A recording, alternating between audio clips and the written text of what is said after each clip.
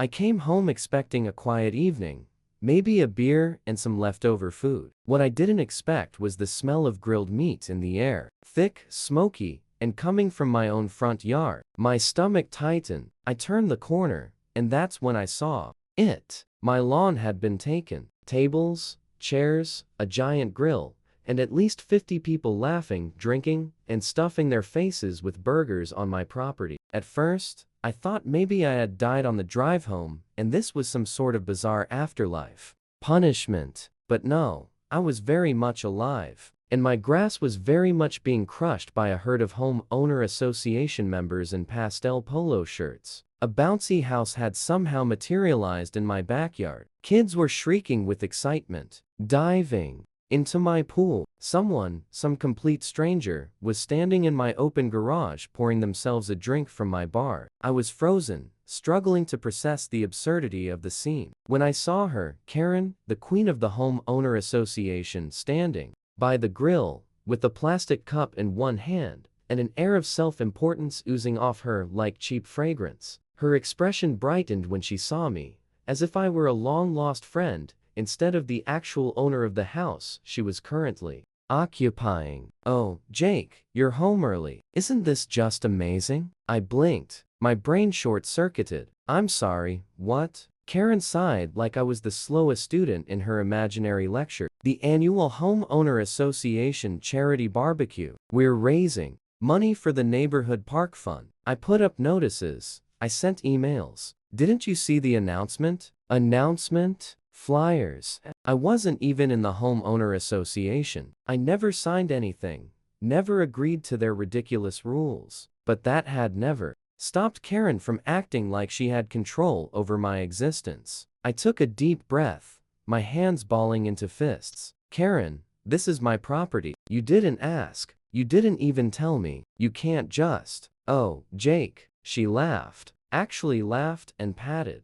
my shoulder like I was an overexcited child. "Let's not make a big scene out of this. It's for charity. Be a good neighbor." I glanced around, my pulse spiking. Good neighbor. Was that my lawn furniture, now occupied by old men arguing about golf scores? Were those my lawn decorations now displaced by coolers of beer? Were those my flower beds now flattened under the weight of a buffet table? My eyes snapped back to Karen, who was watching me expectantly, like I was supposed to suddenly break into applause for her audacity. Then I heard the splash, a big one, followed by laughter. I turned slowly, dread settling in my gut. A group of kids had just cannonballed into my pool, soaking the adults nearby. One of the kids was holding what looked suspiciously like my wireless speaker over the water. "Karen?" My voice was dangerously steady. "Did you let people into my backyard?" She waved a hand casually. "Oh, relax. The kids needed a place to play, and your pool was just sitting there unused. What's the harm?" The harm? The harm was that my privacy,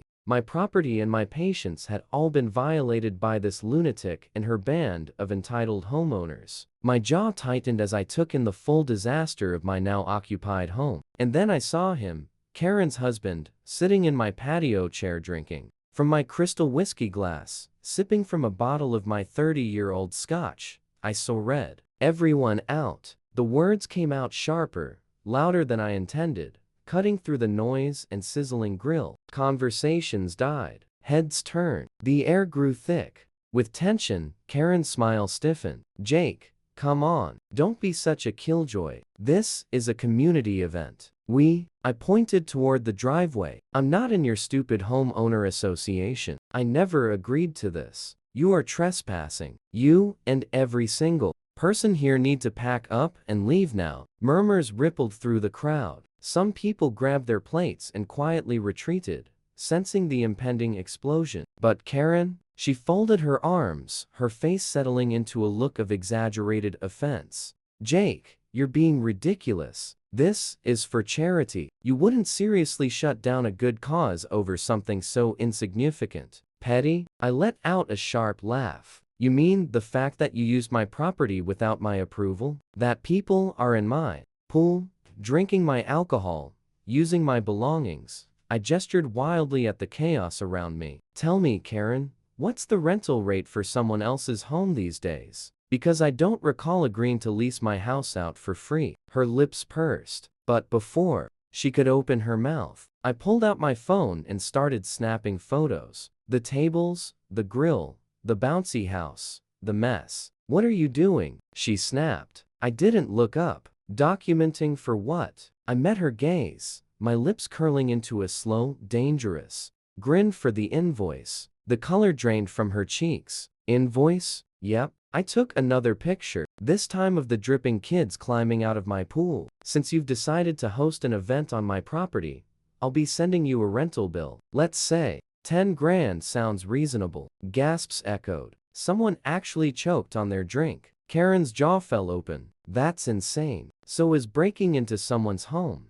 But here we are. I gestured to my garage. "Did you or anyone else here bring your own alcohol, or should I start charging for that too?" Karen sputtered. You can't just." I raised a brow. "Sue, take it to small claims court." "Oh, I absolutely can. You'll be hearing from me." The crowd vanished fast. Plates were abandoned. Chairs were folded in record time. The bouncy house deflated like a dying balloon. Within minutes, the entire party was in frantic retreat. People stumbling over themselves to load their vehicles, suddenly eager to get off my property. Karen stood rooted to the spot, fuming. "You're making a mistake, Jake." I slipped my phone back into my pocket. "No, Karen, you did." And with that, I walked into my home, locked the door, and started drafting the most satisfying rental bill I had ever written in my life. The morning after the disaster, masquerading as a charity event, I stepped outside to inspect the damage. My lawn, once neatly trimmed, looked like a herd of cattle had danced on it. Plastic cups and napkins were strewn about. There were greasy grill marks on my pavement. My flower bed had been stomped beyond recognition. The pool water was cloudy with floating debris, and a pair of flip-flops, two different colors, bobbed at the edge like lost relics from an ancient civilization. This wasn't just an inconvenience. It was a full-blown invasion that left behind a wreckage. I took out my phone and started snapping more photos. Every crushed plant, every beer can someone had the nerve to leave in my mailbox. Every single sign of destruction. Karen and her army of homeowner association minions had inflicted evidence. Cold, hard proof. I wasn't about to let her manipulate me into thinking I was overreacting. No, Karen was about to learn that choices had consequences, and I was fully prepared to be the one to enforce them. I sat down at my kitchen table,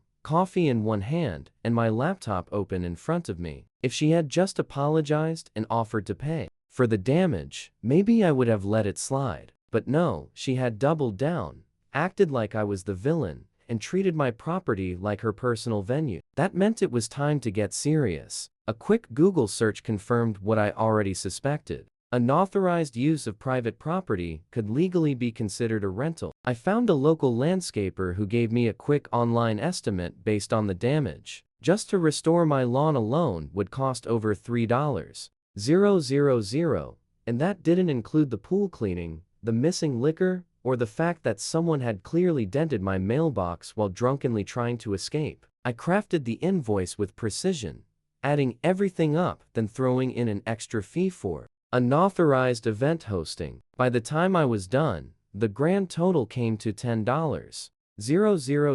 I smirked at the final number. If Karen wanted to act like she was running a community hall, she was about to pay rent like one. With one last glance of satisfaction, I printed the invoice, folded it neatly, and set off to hand-deliver it to the Queen herself. Walking up to Karen's house was oddly satisfying. Her perfectly manicured lawn, the pretentious little sign that read "Live, Laugh, Love" hanging by her door, the obnoxious holiday decor that had no business being up in March. It was all so quintessentially Karen. I knocked a few moments later. She opened the door, still in a fluffy pink robe, holding a steaming mug of coffee. The smug, entitled expression she had worn at the barbecue was gone. She looked exhausted, maybe even a little hungover. "Oh, Jake," she said, blinking in shock, "is this about yesterday? I was actually going to come speak to you." I handed her the bill without a word. She took it, glanced down, and her face morphed into an expression of sheer horror. Her lips moved silently as she read, and then she gasped, $10. 000. Are you serious? I crossed my arms. It's called fairness. Your event damaged my property. My lawn, my pool, personal items. Not to mention the fact that you literally threw a party on my land without consent. Karen let out a forced laugh, but it wasn't the confident, patronizing one she usually used. This one was strained, edged with panic. Jake, this is ridiculous. It was a fundraiser. You can't seriously expect me to pay you 10 grand just because a few people used your yard. I absolutely can, I said, my voice calm. And if you refuse, I'll take you to small claims court. Her face paled. Court? You're really going to drag me over a barbecue? No, Karen. I'm going to sue you over trespassing, property damage, and theft. I took a step closer, lowering my voice. You let people into my backyard. You let people drink my liquor. You let kids swim in my pool. And if something had happened to one of them, if a kid had drowned, you wouldn't just be facing a $10,000 invoice. You'd be looking at a lawsuit that would destroy your life. Her jaw clenched. This is insane. You're being spiteful. No, I said, shaking my head. You were being reckless. Now, you're just dealing with the outcome. Karen's nostrils flared and she folded her arms like a child throwing a silent tantrum. I don't have $10,000, Jake. Not my problem. I'll talk to the homeowner association. Maybe we can figure something out. I scoffed. Oh, I already know they're not going to help because I'm not in the homeowner association. This isn't their issue. It's yours. Her lips pressed into a thin line, and for a moment I thought she might actually apologize. But of course, that would require self-awareness, and Karen wasn't known for that particular quality. Instead, she shoved the bill back at me. I'm not paying this, I smirked. Then, I'll see you in court. With that, I turned on my heel and walked away, leaving her standing there, her coffee ignored, her mouth opening and closing like a fish gasping for air. It was a satisfying sight. The next week was a whirlwind of petty victory. I officially filed a small claims case against Karen, and soon enough she received the legal notice. I had expected her to maybe try to bargain, to offer a lesser amount, but instead she doubled down, calling me a spiteful neighbor in the homeowner association newsletter and trying to gather support against me. Unfortunately for her, the homeowner association was less than thrilled. Turns out she had never actually gotten their permission for the event. Several board members were outraged that she had put them in legal trouble. One of them, a grumpy old man named Ed, even came to my house to personally apologize, saying he had no idea she had used my property without authorization. Then, as if the situation couldn't get any worse, a video surfaced. Apparently one of the homeowner association members had filmed part of the barbecue for their Facebook profile in the background, clear as day. Karen could be heard saying, "Oh, don't worry about Jake. He's at work. He'll never notice." That was it. That was all I needed. The homeowner association, desperate to separate themselves from the mess, officially pulled their support from Karen. People who had originally backed her started murmuring that maybe she had overstepped. The homeowner association board called an emergency session to discuss her actions, and suddenly, Karen's perfect little suburban empire was crumbling beneath her. And the best part, we hadn't even gone to trial yet. The day before the case, Karen showed up at my door again, looking drained, her eyes puffy, like she hadn't slept in days. "Jake," she said, her voice tight. "Can we talk?" I leaned against the door frame. "Sure, about what?" She inhaled deeply, gripping the strap of her bag like she was physically restraining herself from throwing another fit. "If I pay you, will you drop the lawsuit?" I pretended to think about it for a moment, then nodded. "Full 10 grand up front. No payment plans." Her face twisted, but she swallowed whatever protest she had been about to make. "Fine." 5 minutes later, I had a check in my hand. The moment she turned to leave, I called out, "Oh, and Karen," she turned, glaring, "I'll make sure to send you a receipt. You know, for tax purposes." She slammed the door on her way out. I grinned. Karen thought paying the 10 grand would be the end of it. She thought I'd take the money, cash it, and move on like nothing happened. But the damage was already done. Her reputation, once pristine in the homeowner association, had been wrecked. The board wasn't just mad about the lawsuit. They were furious that she had dragged their name through the dirt. Even the local media got wind of the scandal. A headline popped up in the town paper: Home Owner Association President Sued for Trespassing, Charity Barbecue Gone Wrong. Karen's name wasn't in the article, but anyone who lived in the community knew exactly who it was about. At first, I assumed she'd go into damage control mode, maybe play the victim, spin some ridiculous sob story about how she was just trying to support the community, but instead, she doubled down. She started spreading lies that I was some sort of threat, a bitter man with nothing better to do than ruin people's lives. She even tried to claim that I had faked evidence to exaggerate the damage. That theory fell apart when the homeowner association's own members confirmed they had seen the destruction themselves. The final blow in her downfall came at the next homeowner association meeting. Normally, I wouldn't be caught dead at one of those, but a neighbor tipped me off that Karen was about to get an earful. I decided to show up just for the entertainment. The moment I walked in, she shot me a deadly glare, but she looked defeated, like someone who had been fighting too many battles and losing all of them. The meeting started as usual, some dull discussion about neighborhood landscaping and pet complaints. But it didn't take long before someone cleared their throat and steered the conversation where it needed to go. "I think we need to discuss what happened with the charity event," an older woman named Denise said. She was one of the longest-serving members of the homeowner association and had never been a fan of Karen's controlling leadership. "There's been a lot of concerns." Karen sat up straighter. "It was a misunderstanding. We've already settled it." Denise frowned. "Have we? Because it seems like you used someone's property without authorization,